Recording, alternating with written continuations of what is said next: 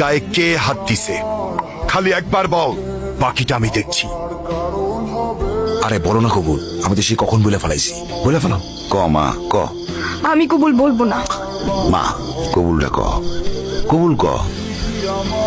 বললাম তো আমি একবার, আমি কবুল বলবো না। আমি ওনাকে বিয়ে করব না। বিয়ে করবি না মানে? করবে না মানে করবে না। আর নো মিন্স নো।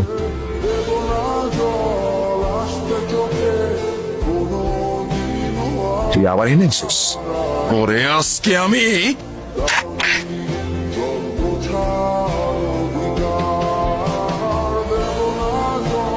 এই সাবধানে, তোর জবানের চেয়েও ট্রিগার ফার্স্ট চলে।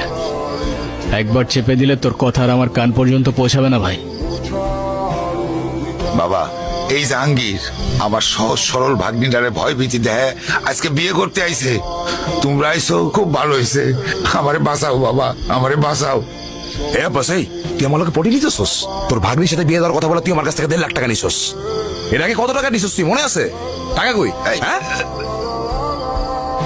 তুই এখন তোর ভাগ্নির লোক আমার বিয়ে দিবি আর নালে টাকা দিবি, কি করবি ক? ছি মামা, তোমার কি এতটুকু লজ্জা করে না? ছোটবেলা থেকে তোমাদেরকে আমি আমার বাবা মার জায়গায় দেখতাম, আর সেই তুমি। একটা মানুষ এতটা স্বার্থপর হয় কিভাবে?